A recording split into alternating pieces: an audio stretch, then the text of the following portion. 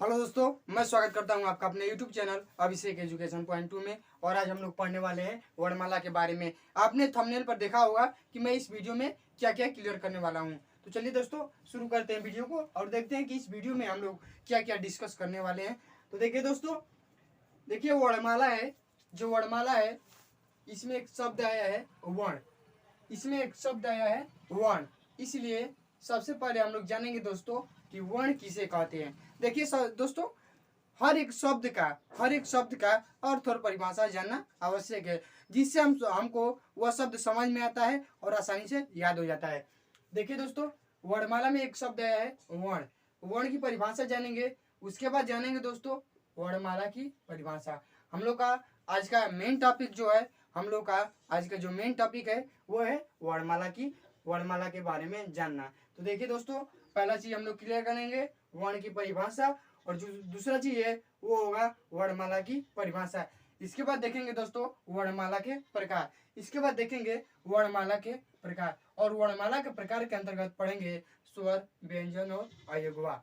कहीं कहीं आपको दो जगह मिलता है पढ़ने के लिए, लेकिन कुछ विद्वानों ने, हिंदी के कुछ विद्वानों ने इसको भी वर्णमाला के प्रकार के अंतर्गत संज्ञा दी है। तो इसीलिए हम लोग दोस्तों तीन चीज को क्लियर करेंगे, स्वर, व्यंजन और अयोगवा। इसके बाद जानेंगे स्वर के प्रकार। स्वर के प्रकार स्वर के प्रकार के अंतर्गत हम लोग जानेंगे हर्ष स्वर, दीर्घ स्वर और प्लुत स्वर। इनका प्रयोग भी जानेंगे। ये देखिए, ये संस्कृत में भी हम लोग पढ़ते हैं इसको, प्लुत स्वर को।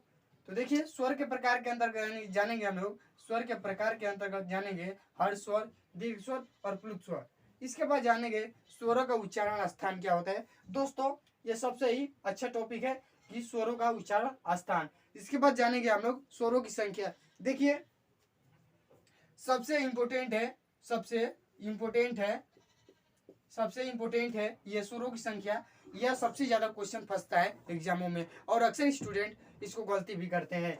स्वरों की संख्या 11 होती है कि 10 होती है कि 13 होती है कि 9 होती है, सबसे ज्यादा लोग इसी में फंसते हैं। तो इसको मैं अच्छे तरह से क्लियर कराया हूँ दोस्तों, इसको अच्छी तरह से बताया हूँ, आप भूल नहीं सकते हैं। तो चलिए दोस्तों, सबसे पहले हम लोग देखते हैं वर्ण की परिभाषा।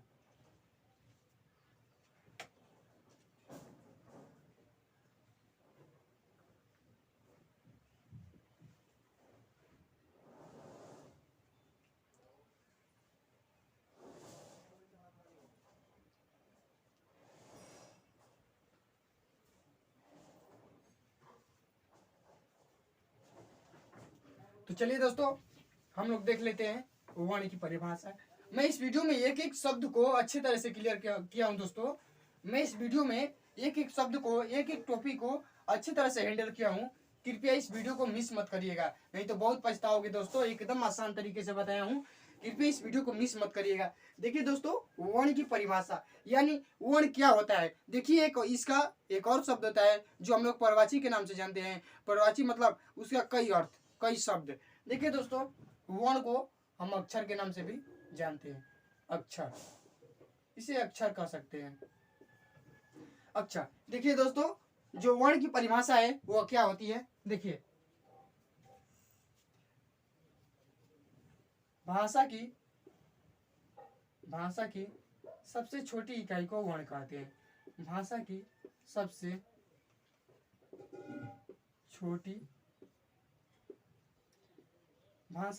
छोटी इकाई को वर्ण कहते हैं, वर्ण कहते हैं। देखिए दोस्तों, जो वर्ण की परिभाषा होती है वो क्या होती है कि भाषा की सबसे छोटी इकाई को वर्ण कहते हैं। देखिए, ये भाषा आया है, इसमें भाषा आया है। मैं बता दूं कि भाषा किसे कहते हैं। देखिए दोस्तों, देखिए भाषा किसे कहते हैं।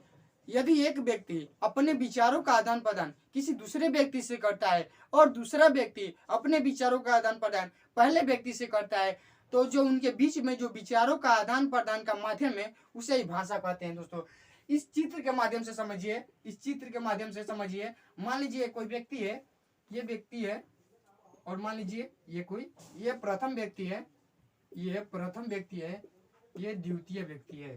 दोस्तों, एकदम क्लियर से समझा रहा हूँ। ये प्रथम व्यक्ति है, ये द्वितीय व्यक्ति है।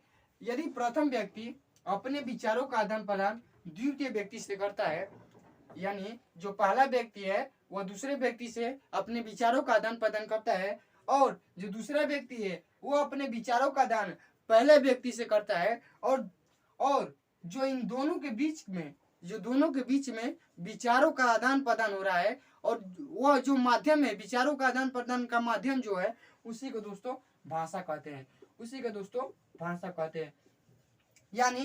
यानी जब कोई व्यक्ति अपने विचारों का आदान प्रदान दूसरे व्यक्ति से करता है और दूसरा व्यक्ति अपने विचारों का आदान प्रदान पहले व्यक्ति से करता है, इन दोनों के बीच में जो माध्यम होता है, इन दोनों के बीच में जो विचारों का आदान प्रदान का माध्यम होता है, उसी को दोस्तों कहते हैं भाषा।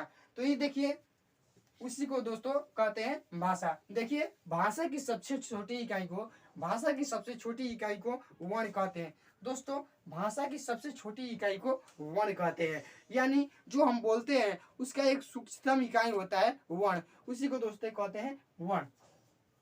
अब देख लीजिए दोस्तों, अब दूसरा परिभाषा क्या बनेगा। देखिए, ये दूसरा परिभाषा यहाँ से बन जाएगा दोस्तों। इसका मैंने बताया कि शाब्दिक अर्थ होता है अक्षर। देखिए दोस्तों, अगर देखा जाए तो अक्षर दो शब्दों से मिलकर बना है, अक्षर दो शब्दों से मिलकर बना है दोस्तों, अक्षर दो शब्दों से मिलकर बना है। पहला है अ और दूसरा है क्षर। देखिए दोस्तों, जो अक्षर है वो दो शब्दों से मिलकर बना है, अ और क्षर। इसका मतलब होता है दोस्तों, जो अ का मतलब होता है वो होता है नहीं, क्षर का मतलब होता है नष्ट। देखिए दोस्तों, अक्षर दो शब्दों से मिलकर बना है, अ प्लस क्षर। अ का मतलब होता है नहीं और क्षर का मतलब हो नष्ट, यानी जो कभी नष्ट न हो, जिसका टुकड़ा न किया जा सके, उसी को दोस्तों कहते हैं वर्ण। यानी जिसका कोई जो नष्ट न हो, जिसका कोई टुकड़ा न हो, उसी को कहते हैं दोस्तों वर्ण।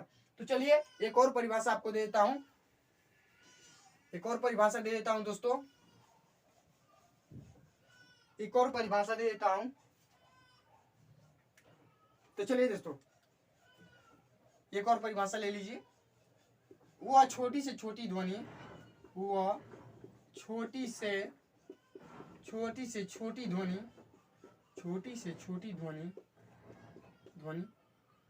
जिसका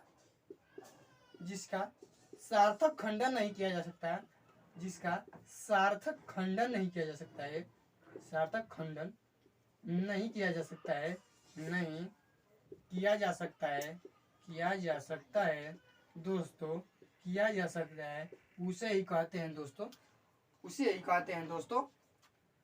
उसे ही कहते हैं वर्ण। तो देखिए दोस्तों, वह छोटी से छोटी ध्वनि जिसका कोई सार्थक खंडन नहीं किया जा सकता है। खंडन का शाब्दिक अर्थ होता है दोस्तों, टुकड़ा होता है दोस्तों। जो खंडन का शाब्दिक अर्थ होता है वो होता है टुकड़ा, और टुकड़ा का मतलब जानते हैं विभाजित करना। देखिए दोस्तों, विभाजित करना यानी विभाजित नहीं किया जा सकता है, विभाजित लिख सकते हैं दोस्तों, विभाजित लिख सकते हैं। देखिए, वह छोटी से छोटी ध्वनि जिसका सार्थक खंडन नहीं किया जा सकता है, सार्थक टुकड़ा नहीं किया जा सकता है, सार्थक विभाजित नहीं किया जा सकता है, उसी को कहते हैं दोस्तों वर्ण। तो चलिए अगली टॉपिक की ओर चलते हैं। देख लीजिए दोस्तों, इसकी शर्ट ले लीजिए। देखिए, वह छोटी से छोटी ध्वनि जिसका सार्थक खंडन नहीं किया जा सकता है, यानी भागों में बांटा नहीं जा सकता है। उदाहरण के तौर पर जैसे अ है दोस्तों, क है दोस्तों, ख है दोस्तों, इसका और टुकड़ा नहीं किया जा सकता है दोस्तों। यही परिभाषा बता रहा है कि वह छोटी से छोटी ध्वनि जिसका कोई सार्थक खंडन नहीं किया जा सकता है, जिसको दो भागों में विभाजित नहीं किया जा सकता है, उसी को वर्ण कहते हैं। तो चलिए दोस्तों, अब हम लोग चलते हैं अपने टॉपिक वर्णमाला पर। देखिए दोस्तों, अब हम लोग चलेंगे वर्णमाला पे। पहले वर्णमाला के शाब्दिक अर्थ देख लेते हैं दोस्तों। वर्णमाला के यदि शाब्दिक अर्थ देख लेंगे, तो उसी से हमको वर्णमाला की परिभाषा मिल जाएगी। देखिए दोस्तों, वर्णमाला के शाब्दिक अर्थ जाने, वर्णमाला का जो शाब्दिक अर्थ जाने, तो वर्णमाला दो शब्दों से मिलकर बना है वर्ण, और माला, देखिए दोस्तों, जो वर्ण का शाब्दिक अर्थ होता है वो होता है वर्ण या अक्षर कह सकते हैं। वीडियो के स्टार्ट में मैंने बताया था कि इसे अक्षर के नाम से भी जानते हैं। देखिए दोस्तों, वर्णमाला का शाब्दिक अर्थ जाने तो वर्ण और अक्षर, और माला के शाब्दिक अर्थ जाने तो समूह होगा दोस्तों, समूह होगा, समूह होगा, ढेर होगा, ढेर ढेर। इस प्रकार से यदि इसका शाब्दिक अर्थ जाने तो इसको और इसको जोड़ देंगे दोस्तों, इसको अगर इसको जोड़ देंगे तो हो जाएगा वर्णों का समूह, वर्णों का समूह, ये अक्षरों का समूह।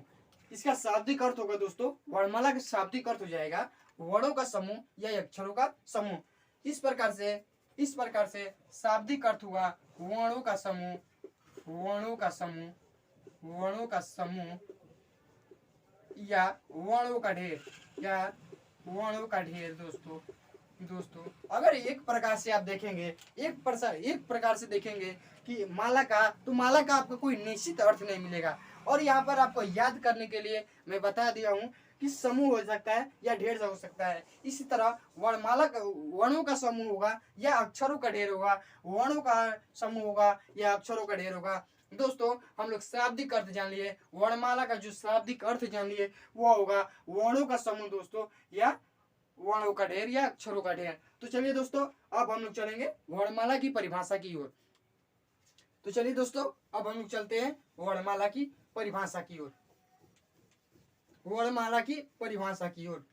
देखिए दोस्तों, मैंने आपको बताया है, हर एक वीडियो में बताता हूँ कि किसी शब्द का यदि शाब्दिक अर्थ जान लिया जाए, किसी शब्द का अगर शाब्दिक अर्थ जान लिया जाए, किसी शब्द का अगर शाब्दिक अर्थ जान लिया जाए तो इससे हम लोग को परिभाषा बनाना आसान हो जाता है दोस्तों, इससे हम लोग को परिभाषा बनाना आसान हो जाता है। इसीलिए यदि आपको विचलन होती है किसी शब्द को जानने में, तो पहले आप उसका शाब्दिक अर्थ जान लीजिए और उसके ही अंतर्गत कई शब्द रहकर एक वाक्य की रचना कर लीजिए और उसका हो जाएगा दोस्तों परिभाषा। तो चलिए दोस्तों, अब हम लोग चलते हैं वर्णमाला की परिभाषा की ओर। परिभाषा यानी वर्णमाला की परिभाषा। देखिए दोस्तों, अब हम लोग जानेंगे कि वास्तव में वर्णमाला क्या होता है, वर्णमाला हम लोग पढ़ते क्यों हैं। देखिए दोस्तों, वर्णमाला की परिभाषा देखिए वर्णों के व्यवस्थित समूह को, वर्णों के व्यवस्थित समूह को वर्णमाला कहते हैं। देखिए दोस्तों, वर्णमाला कहते हैं। देखिए दोस्तों, इसमें भी एक शब्द है व्यवस्थित समूह। मैं आपको हर एक कठिन शब्द जो हमको लगता है कि ये समझाना चाहिए बच्चों को, मैं वो समझा देता हूँ दोस्तों। देखिए, जो आपको बताया जा रहा है कि परिभाषा क्या होगा वर्णमाला का। देखिए, वर्णों के व्यवस्थित समूह को वर्णमाला कहते हैं, वर्णों के व्यवस्थित समूह को वर्णमाला कहते हैं। दोस्तों, वर्णों के व्यवस्थित समूह को वर्णमाला कहते हैं। आप यहाँ पर अक्षर भी रख सकते हैं दोस्तों, अक्षर भी रख सकते हैं।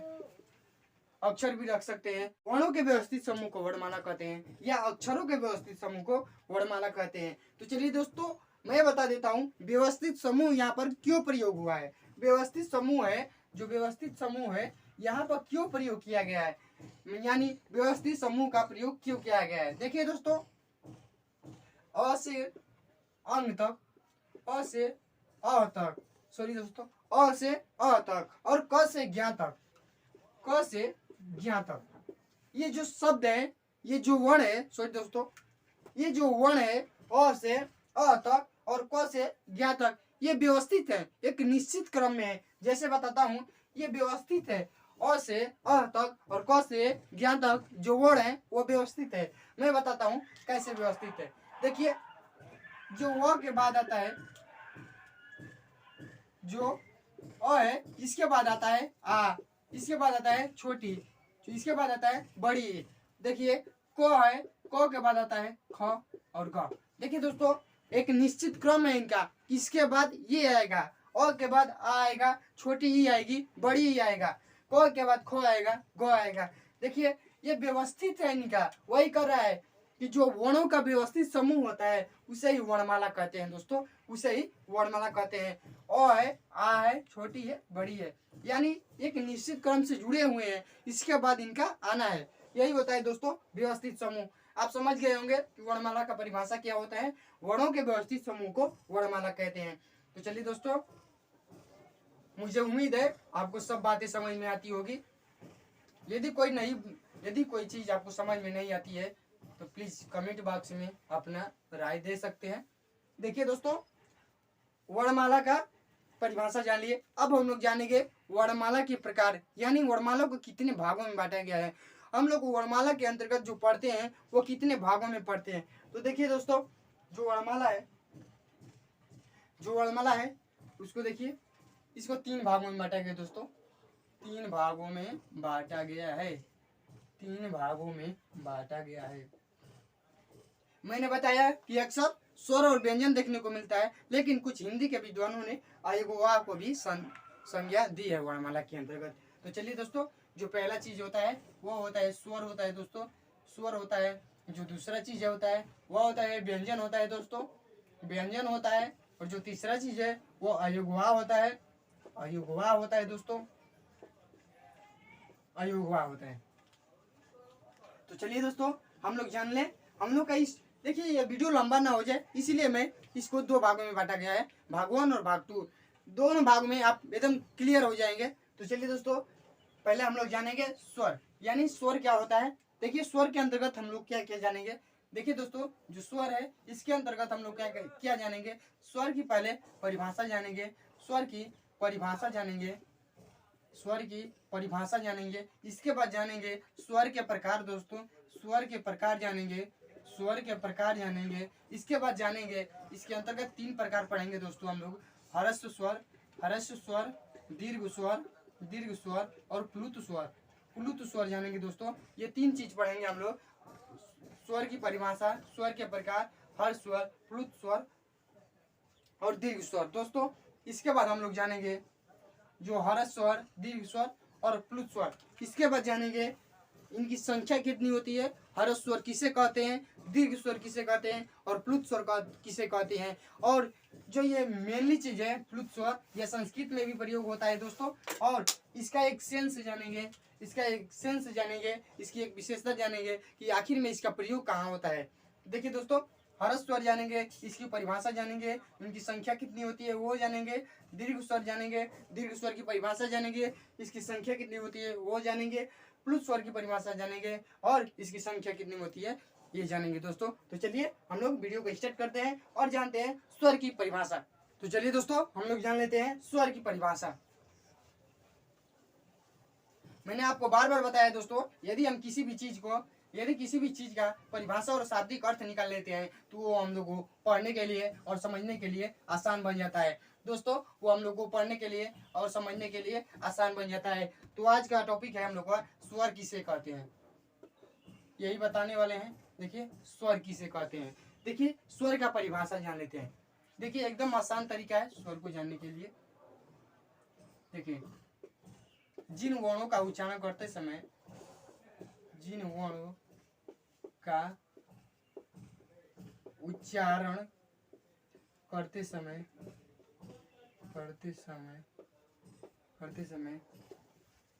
किसी अन्य वर्णों की सहायता नहीं लेनी पड़ती है, किसी अन्य वर्णों की सहायता नहीं लेनी पड़ती है, नहीं लेनी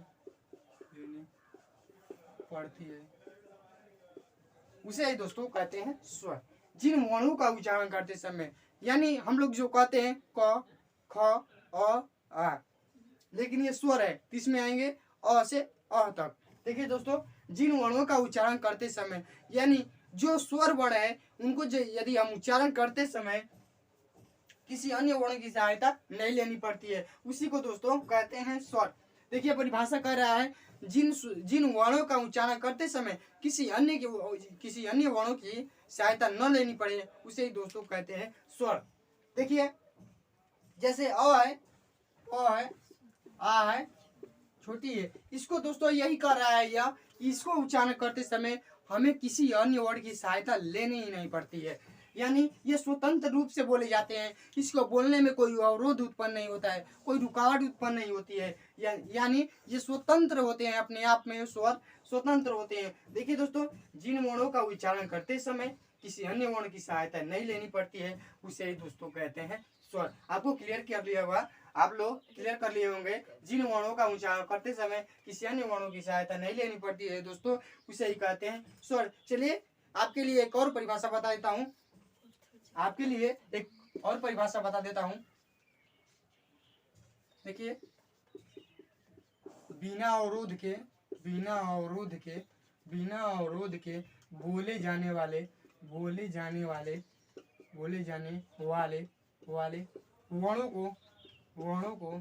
वर्णों को स्वर कहते हैं।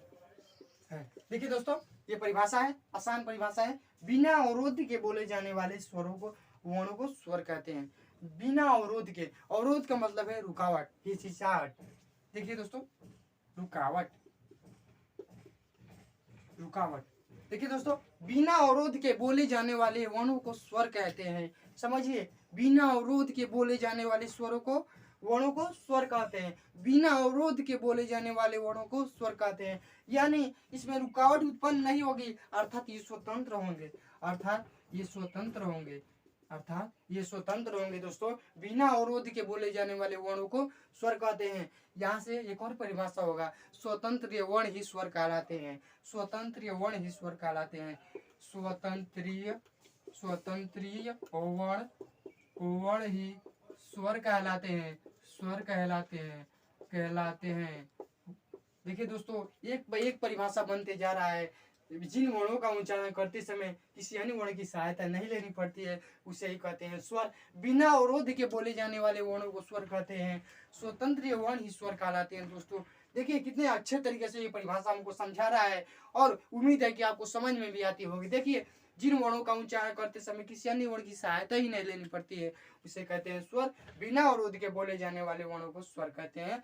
स्वतंत्र वर्ण ही स्वर कहलाते हैं। इसके बाद चलेंगे दोस्तों, परिभाषा जान लिए, अब इसके बाद जानेंगे हम लोग स्वरों के प्रकार। स्वरों के प्रकार जानेंगे दोस्तों, स्वरों के प्रकार। देखिए, कुछ लोगों को, कुछ स्टूडेंट को शक होता है, नहीं यार मैं कंपटीशन लेवल की तैयारी करूंगा। अरे भाई, कंपटीशन लेवल यहीं से पूछता है, कहीं आपको अलग से नहीं पढ़ाया जाता है। यही चीज है, यही सेम टू सेम प्रोसेस होता है। बस आपको एक विचार रहता है कि मैं कंपटीशन लेवल का अलग से तैयारी करूंगा, यही सेम टू सेम पूछा जाता है।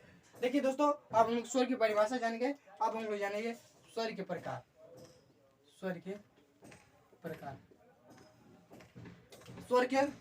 देखिए दोस्तों, स्वरों को 3 भागों में विभाजित किया गया है। स्वरों को 3 भागों में विभाजित किया गया है। 3 भागों में दोस्तों, पहला है ह्रस्व स्वर, दूसरा है दीर्घ स्वर, इसके बाद आता है दोस्तों प्लुत स्वर। देखिए दोस्तों, जो होता है ह्रस्व स्वर, दीर्घ स्वर और प्लुत स्वर। देखिए, ह्रस्व स्वर किसे कहते हैं? एक एक चीज को आसानी से याद हो जाएगा दोस्तों, एक एक चीज को आसानी से याद कर लेंगे आप, और खुद आपको लगने लगेगा कि हाँ, मैंने इस वीडियो से कुछ सीखा है। देखिए दोस्तों, ह्रस्व स्वर किसे कहते हैं? जिन स्वर वर्णों का उच्चारण करते समय कम समय लगता है दोस्तों, कम समय लगता है। यही मेन चीज है, कम समय लगता है। यही समझने वाली चीज है दोस्तों, यही समझने वाली चीज है। जिन स्वर वर्णों का उच्चारण करते समय कम समय लगता है दोस्तों, जिन स्वर वर्णों का उच्चारण करते समय कम समय लगता है, कम समय, यही आपको समझने वाली बात है। कम समय लगता है, हर स्वर का मतलब होता है कम। देखिए दोस्तों, जिन स्वर वर्णों का उच्चारण करते समय कम समय लगे, जिन स्वर वर्णों का उच्चारण करते समय कम समय लगे, उसे ही कहते हैं दोस्तों ह्रस्व स्वर। इसके बाद एक और परिभाषा बनता है, बहुत ही जबरदस्त परिभाषा है। जिन स्वर वर्णों का उच्चारण करते समय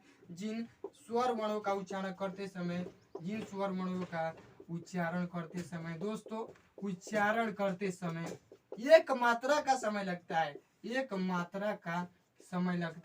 समय लगता है दोस्तों। एकदम आसान परिभाषा, पहले आप इतना रट जाओ।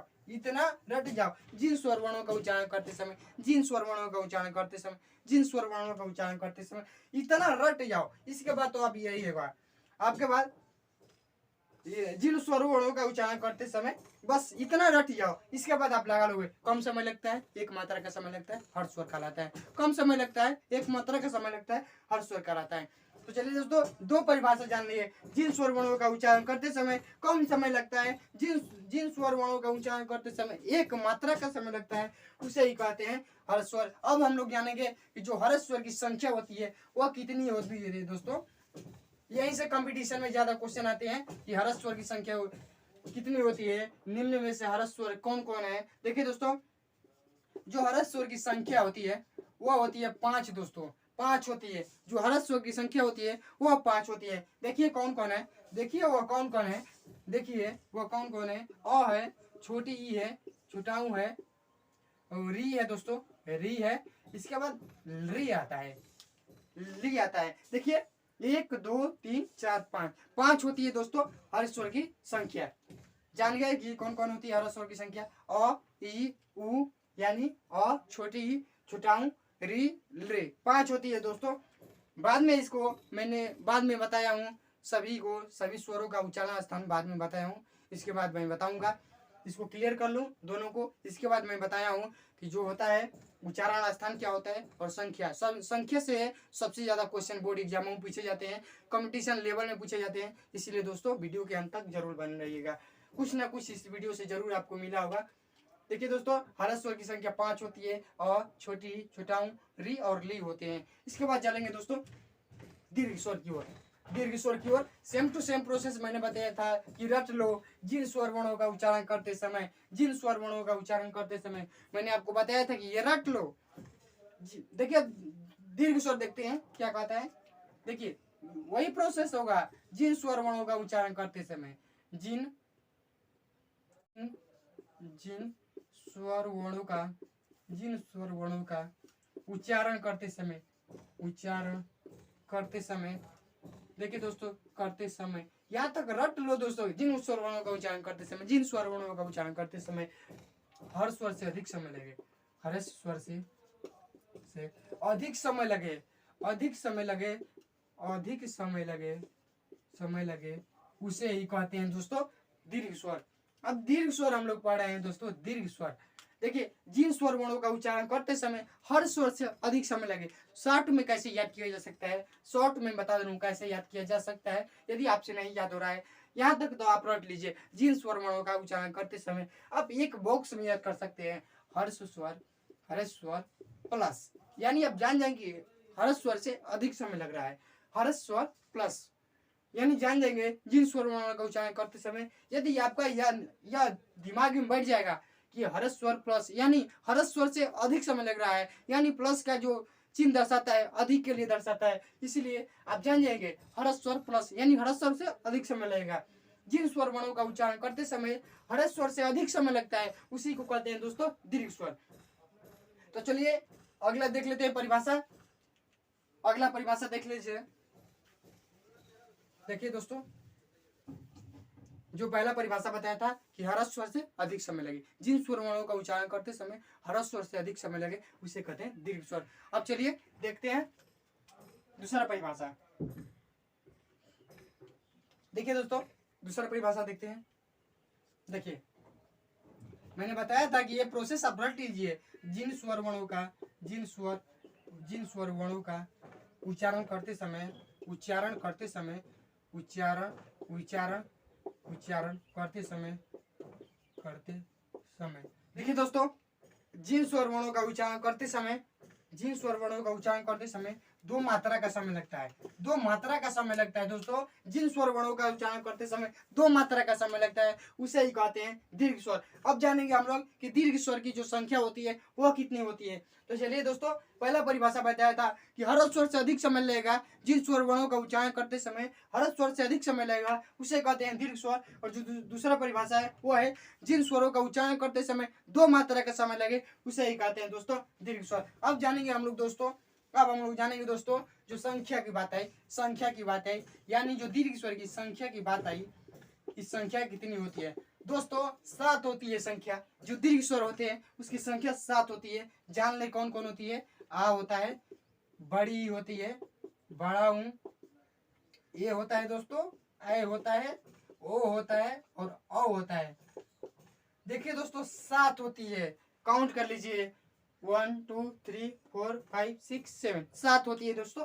आ, बड़ी, बढ़ाऊं ए ऐ ओ, और ये यहीं से कंपटीशन में ज्यादा आता है कि हर स्वर की संख्या कितनी होती है, 5 होती है। दीर्घ स्वर की संख्या कितनी होती है, 7 होती है। ऑप्शन दे देगा, एक नहीं देगा या एक दे देगा, आपको चुनना होगा कि ये कौन सही है। यदि आप ये देखे रहेंगे तो अब याद किए रहेंगे तब। देखिए दोस्तों, जान लिए, परिभाषा जान लिए, आ बड़ी बढ़ाऊं ए ऐ ओ और 7 होती है संख्या। अब जानते हैं प्लुत स्वर क्या होता है। दोस्तों प्लुत स्वर क्या होता है जानेंगे। प्लुत स्वर, ये दो चीज क्लियर कर लिए हम लोग, दो एडी को इसको हटा देते हैं। चलिए दोस्तों, अब लोग जाने प्लुत स्वर क्या होता है। देखिए, मैंने अब प्रोसेस बताया था जिन स्वर वर्णों का उच्चारण करते समय इतना रट लीजिए दोस्तों, ये मैं कहूँगा इतना आप याद कर लीजिए। उसके बाद दो शब्द तो जोड़ना है, इसके बाद दो शब्द क्यों जोड़ना है।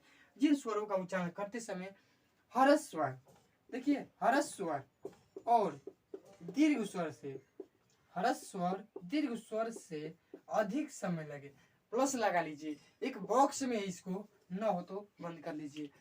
जिन स्वर वर्णों का उच्चारण करते समय हरस स्वर और दीर्घ स्वर से प्लस मतलब अधिक, ये प्लस का चिन्ह क्यों दर्शाया जाता है, अधिक के लिए।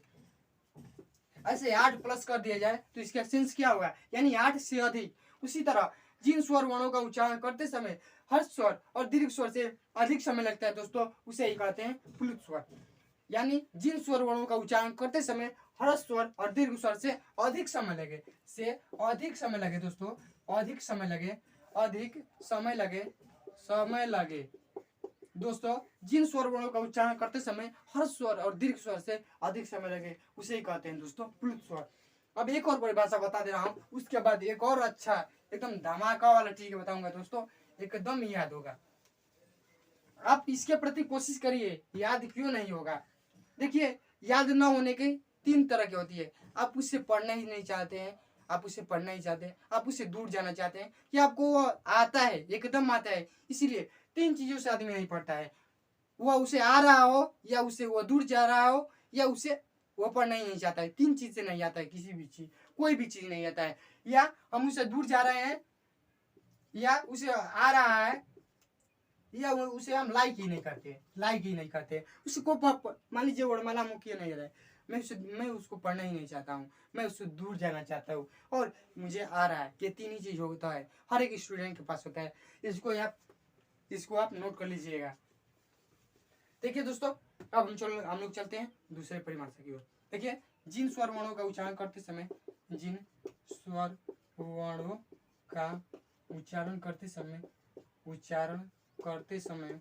करते समय 3 मात्रा का समय लगता हो। देखिए दोस्तों, 3 मात्रा का समय लगता हो। मैंने आपको बताया था कि एक बता रहा हूँ अच्छे तरीके वाला ट्रिक याद करने का। देखिए दोस्तों, हरस स्वर, दीर्घ स्वर और तीसरा प्लुत स्वर। देखिए दोस्तों, 1 मात्रा का समय लगे, जिन स्वर वर्णों का उच्चारण करते समय 1 मात्रा का समय लगे। हर्ष स्वर 2 मात्रा का समय लगे दोस्तों, 2 मात्रा। जिन स्वर वर्णों का उच्चारण करते समय 2 मात्रा का समय लगे दीर्घ स्वर, और 3 मात्रा का समय लगे तो दोस्तों प्लुत स्वर हो जाएगा।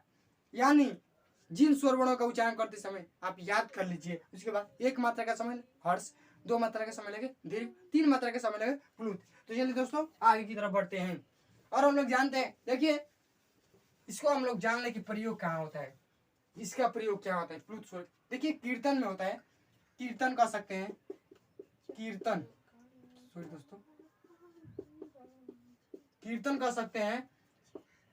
सकते हैं, भजन कर सकते हैं दोस्तों, कीर्तन कर सकते हैं, भजन कर सकते हैं। नाटकों में प्रयोग होता है दोस्तों, नाटकों में प्रयोग होता है दोस्तों। नाटकों में जैसे हम लोग के यहाँ शिव जी का जाप होता है, शिव जी के मंत्रों का गान होता है, मंत्रों का गान होता है, वहां प्रयोग होता है। जैसे ओम हम लोग मंत्रों का उच्चारण करते हैं दोस्तों, ओम इसका मतलब यानी ये देर तक जाता है। ओम राम, ये देखिए भजनों में हरे राम जो होता है, हरे कृष्ण होता है, वहां पर राम होता है, राम यानी ये देर तक चलता है दोस्तों। राम वही होता है पुरुष स्वर, यानी कीर्तनों में, भजनों में और नाटकों में प्रयोग होता है। और यहाँ पर शिव जी का जाप करने में होता है और शिव जी के मंत्रों का गान करने में होता है। यानी ओम ये देर तक इसका सेंस रहता है, जो देर तक रहता है। और राम का भी होता है देर तक। आपने तो प्रैक्टिकली देखा ही होगा। देखिए दोस्तों, अब हम जान गए हर स्वर। इसके बाद हम लोग जानने वाले हैं सभी स्वरों का उच्चारण स्थान। सभी स्वरों का उच्चारण स्थान, सभी स्वरों का उच्चारण स्थान। ये चल नहीं रहा है। इसके बाद जानेंगे सभी स्वरों का उच्चारण स्थान। दोस्तों उच्चारण स्थान, ये जो दो हेडिंग है दोस्तों, ये दोनों जो हेडिंग है लास्ट वाला, जो सभी स्वरों का उच्चारण स्थान और सभी स्वरों की संख्या, यही दोनों कंपटीशन लेवल के लिए आपके बहुत योगदान, बहुत महत्वपूर्ण भूमिका निभाती है। यही से क्वेश्चन ज्यादा बनते हैं। और तो वो परिभाषा नहीं पूछता है कि, लेकिन यहाँ से जो दो हेडिंग है स्वरों की संख्या और स्वरों का उच्चारण स्थान, सबसे ज्यादा यहीं से कोचिंग, अरे यहाँ से सबसे ज्यादा क्वेश्चन उठता है। तो चलिए दोस्तों, हम लोग जानेंगे सभी स्वरों का उच्चारण स्थान। तो देखिए, पहले लिख देता हूँ। ये जोड़ा में याद करिए दोस्तों, ये जोड़ा वाला है, बहुत आसानी से याद होगा। छोटी ई प्लस बड़ी ई, छोटा ऊ प्लस बड़ा ऊ। इसके बाद आएगा री, ले लीजिए री। ए आएगा, आई आएगा, ओ आएगा, ओ आएगा, और अंग आएगा, और अ आएगा। देखिए दोस्तों, जो होता है और आ, देखिए दोस्तों, जो होता है और आ, इसका जो उच्चारण स्थान होता है कंठ होता है दोस्तों। याद कर लीजिएगा, कंठ होता है दोस्तों, कंठ। देखिए यहाँ पर जो होता है कंठ, ये कंठ होता है दोस्तों, कंठ। ये जो होता है तालु दोस्तों, तालु होता है, कंठ तालु। इसका जो होता है ओष्ठ होता है दोस्तों, ओष्ठ। आप इसका उच्चारण स्थान कर देख भी सकते हैं कि कौन किससे हो रहा है। ओ ओष्ठ से हो रहा है दोस्तों। ये कंठ से आ रहा है दोस्तों। आप ऐसे प्रैक्टिकली कर सकते हैं। जो और आ होता है वह कंठ होता है। जो छोटी और बड़ी होती है तालु होती है। जो उ और ओ होता है, यानी छोटा उ और बड़ा होता है, ओष्ठ होता है। जो री होती है मूर्धन्य होती है दोस्तों, मूर्धन्य होता है। मूर्धन्य होता है दोस्तों री का, ये होता है कंठ प्लस तालु होता है दोस्तों। इसका जो उच्चारण स्थान होता है ए और ऐ का कंठ प्लस तालु होता है। ए और ऐ का जो उच्चारण स्थान होता है कंठ प्लस तालु से होता है। ओ और औ का होता है कंठ प्लस ओष्ठ से दोस्तों, कंठ प्लस ओष्ठ से। जो ओ और औ का होता है, जो ओ और औ का उच्चारण स्थान होता है कंठ प्लस ओष्ठ से दोस्तों। जो अंग का होता है, जानते हैं कि अंग यानी नासिक से होता है दोस्तों, नासिक से होता है, नासिक से होता है दोस्तों। जो अ होता है यह भी कंठ से होता है दोस्तों। यानी अ आ और जो अ है वह कंठ से, छोटी बड़ी तालु से, छोटा और बड़ा ओष्ठ से, री मूर्धन्य से, ए प्लस ऐ यानी कंठ प्लस तालु से, ओ और औ कंठ प्लस ओष्ठ से। और जो अंग है अंग नासिक से होता है दोस्तों। तो जान लिए, स्क्रीनशॉट ले लीजिए। आपकी इच्छा है तो स्क्रीनशॉट ले लीजिए। और आ का कंठ होगा, छोटी बड़ी का तालु होगा, और इसका ओष्ठ होगा, री का मूर्धन्य होगा, ए और आई का कंठ प्लस तालु होगा, ओ और औ का कंठ प्लस ओष्ठ होगा, अंग का नासिक होगा, अ का कंठ होगा। स्क्रीनशॉट ले लीजिए दोस्तों। आगे चलते हैं हम लोग। तो चलिए दोस्तों, देखिए अब आगे चलते हैं हम लोग। जो लास्ट हेडिंग है, जो लास्ट हेडिंग है दोस्तों, जो लास्ट हेडिंग है वो है स्वरों की संख्या, सबसे ज्यादा टॉपिक। तो चलिए दोस्तों, हम लोग चलते हैं सभी स्वरों का संख्या। चलिए दोस्तों, हम लोग देखते हैं सभी स्वरों की संख्या। मैंने बताया था कि वीडियो के अंत में हम लोग जानेंगे सभी स्वरों की संख्या कितनी होती है। देखिए दोस्तों, सबसे ज्यादा एग्जाम में, कंपटीशन लेवल में यही से क्वेश्चन फंसता है। देखिए संस्कृत में स्वरों की संख्या होती है, संस्कृत में स्वरों की जो संख्या होती है 9 होती है दोस्तों। एकदम इसको रट लीजिए। संस्कृत में स्वरों की संख्या कितनी होती है? 9 होती है। वर्णमाला में स्वरों की संख्या कितनी होती है? 13 होती है दोस्तों, 13 होती है। जो वर्णमाला में होती है, जो पहला है, ये दूसरा है, ये तीसरा है, चौथा है, पांचवा है, छठा है, सातवां है, आठवां है, इधर साइड में लिखा हूँ 9वां। देखिए दोस्तों, जो संस्कृत में स्वरों की संख्या होती है 9 होती है। वर्णमाला में स्वरों की संख्या 13 होती है। कुल स्वरों की संख्या पूछा जाता है आपको कि कुल स्वरों की संख्या कितनी होती है, तो जवाब होगा 13 दोस्तों। देवनागरी में स्वरों की संख्या कितनी होती है? देवनागरी में स्वरों की संख्या, जो लिपि होती है, जो लिपि है देवनागरी लिपि है हम लोग का। देखिए दोस्तों, देवनागरी में स्वरों की संख्या कितनी होती है? 13 होती है। जो मूलतः स्वरों की संख्या होती है 11 होती है। यानी जो मूलतः स्वरों की संख्या होती है 11 होती है। लेखन लेखन लेखन के आधार पर स्वरों की संख्या, लिखने के विधि को लेखन कहते हैं दोस्तों। लिखने के विधि को लिखने की विधि को लेखन कहते हैं दोस्तों। उसी तरह लेखन के आधार पर जो स्वरों की संख्या होती है 13 होती है दोस्तों। परंपरागत स्वरों की संख्या कितनी होती है? 13 होती है। उच्चारण के आधार पर स्वरों की संख्या 10 होती है दोस्तों। उच्चारण के आधार पर स्वरों की संख्या 10 होती है। आगत स्वर एक आता है दोस्तों, एग्जाम में यही पूछा जाता है। आगत स्वर, आगत स्वर क्या होता है मैं आपको बताता हूँ। देखिए आगत स्वर इसको कहते हैं, इस पर ऐसे बना दीजिए आप, आगत स्वर, इसको आगत स्वर कहते हैं। आगत स्वर की जो संख्या होती है 1 होती है दोस्तों। आगत स्वर की जो संख्या होती है 1 होती है। उच्चारण स्थान भी कंठ होता है। उच्चारण स्थान भी कंठ होता है दोस्तों।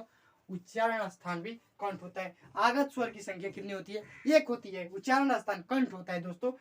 हो गया। संस्कृत में स्वरों की संख्या कितनी होती है? 9 होती है। संस्कृत में स्वरों की संख्या 9 होती है। वर्णमाला में स्वरों की संख्या 13 होती है। देवनागरी में स्वरों की संख्या 13 होती है। कुल स्वरों की संख्या 13 होती है। मूलतः स्वरों की संख्या 11 होती है। लेखन के आधार पर यानी लिखने की विधि को लेखन कहते हैं, 13 होती है दोस्तों। परंपरागत स्वरों की संख्या 13 होती है। उच्चारण के आधार पर स्वरों की संख्या 10 होती है और आगत स्वरों की संख्या 1 होती है, आ होती है। इसको बना दीजिए आ और इस पर लगा दीजिए, इसकी संख्या 1 होती है। उच्चारण स्थान कंठ होता है दोस्तों। उच्चारण स्थान कंठ होता है दोस्तों। यह वीडियो लंबा ना हो जाए इसलिए मैं इसको भाग 1 में बनाया हूँ दोस्तों। यह भाग 1 है हम लोग का, और भाग 2 में बनाया हूँ व्यंजन और व्यंजन के प्रकार। देखिए दोस्तों, यह वीडियो आपको पसंद आती है देखिए कृपया इस वीडियो को लाइक करिए, और यदि आपको ऐसा ही वीडियो चाहिए तो प्लीज़ मेरे चैनल को अभिषेक एजुकेशन पॉइंट को सब्सक्राइब कर लें। और देखिए दोस्तों, मैं ये पार्ट 1 है और पार्ट 2 दो भागों में वीडियो को बनाया हूँ। ये वीडियो लंबा ना हो जाए और आपको याद करने में आसानी भी रहे, इसीलिए इसको 2 भागों में बनाया हूँ। देखिए दोस्तों, जो ये है इसको क्लियर कर लिया। अब मैं आपको बनाऊंगा जो दूसरा है भाग 2 यानी व्यंजन के प्रकार। उसमें बहुत सारे बताया हूँ दोस्तों। यदि ये वीडियो आपको पसंद आती है तो लाइक करिए, शेयर करिए। और एक बात और, आपको यह वीडियो में क्या गलत है क्या सही है, जो आपकी राय है कमेंट बॉक्स में जरूर करिए। और आपको जो दिक्कत है, जो परेशानी है, कहीं आपको कुछ समझने में परेशानी है तो कमेंट में अपना राय जरूर प्रस्तुत करें। Thanks for watching my video.